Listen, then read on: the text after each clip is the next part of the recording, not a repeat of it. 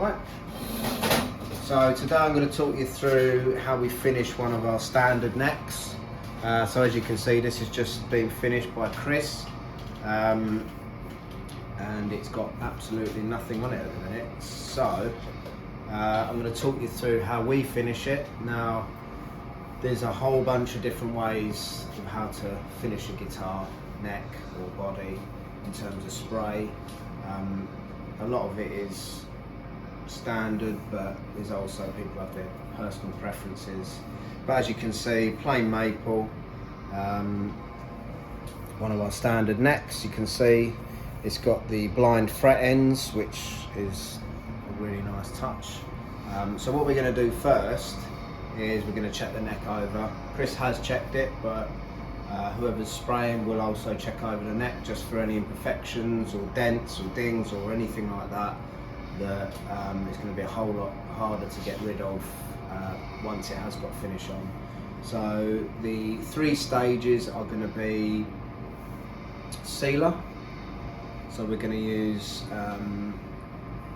cellulose sanding sealer. We're going to do 2 coats, and then we're going to pass the neck over to Luke to fret it. Now the reason why we put sanding sealer on first is we find that during the fretting process it's inevitable that you're going to get the dust from the frets when you're leveling it onto the board. Then you're going to have to then sand it off. So we find that if you put the sealer on first before we fret it, it keeps the neck nice and sealed, and it's a lot easier to get that off or just wipe off with a cloth. So I'm going to put a hanger on this, and then we'll spray a couple of sealer coats over it.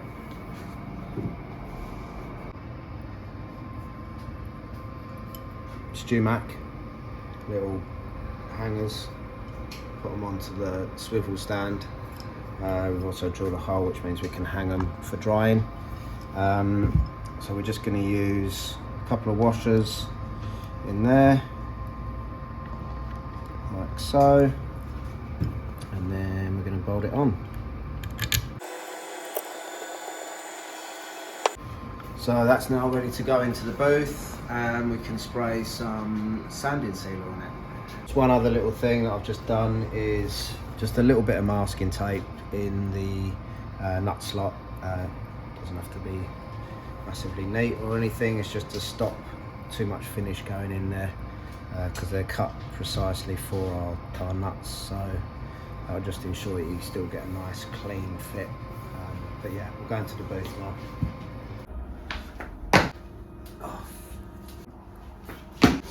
That's better.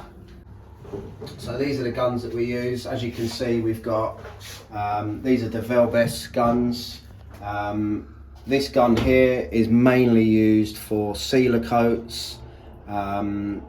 We use the cellulose sanding sealer, and we do seal our standards open grain finish with bone hard cellulose lacquer before we go on with colour.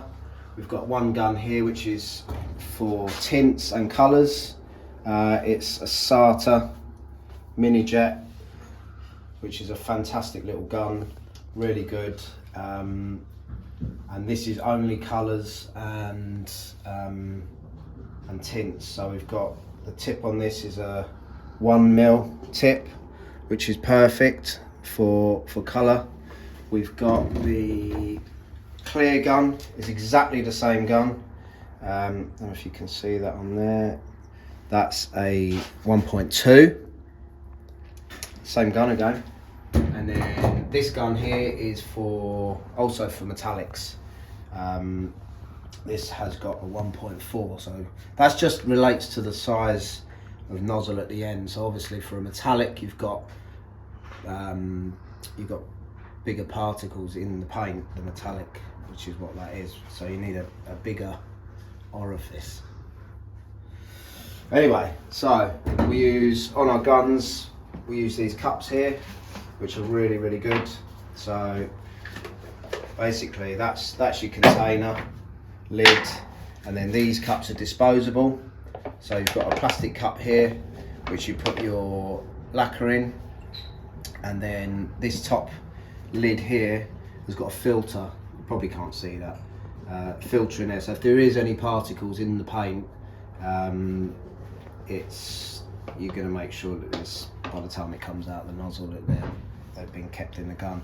If we're doing, say, a high gloss finish, we will also use a filter before it goes in there as well, and it's like 2 stages just to make doubly sure. So yeah, basically you put those in there with your mixed lacquer, screw the lid on, and then when you put it on the gun, it's literally a push fit. So these push fits in the gun, in there, and that's it. You're good to go. And yeah, I find that these are the best things to use, because you don't want to leave your, ideally, I mean, you can leave cellulose in the gun overnight, because it's not going to go hard. It's not like a 2K, which would be a nightmare to get out. You can just shoot a bit of thinners through it and it will just clear anything if there's cellulose in it. But you can put caps on these, so you can reuse them. So again, because it's not 2K, it's not going to go. You might, if you've left it for a couple of weeks, you might need to add a little bit more thinners, but generally we use so much of the stuff that it's, you know, we might use one of these over 2 days, but you can keep them stored nice and safe with those in the top. Would you like to try the wine, sir? So this is the cellulose sanding sealer. We keep it pre-mixed because we use it a lot, so just give it a mix up. This gun here is the one that we use for the sealer coats. Just I'm going to add a little bit more in there.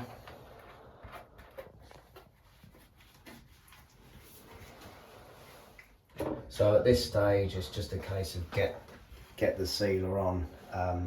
It gets sanded flat. It's the only sanding stage we do in the finishing process is for the sanding sealer, because it's yeah, the matte and the tint sit quite flat. They're kind of self-leveling, whereas this isn't. This is kind of just a rough and ready kind of sealer. So we do flat that, but that's part of what Luke does when he frets it. So we're just going to spray 2 coats now. I'll show you the first coat, and then that'll be off to Luke.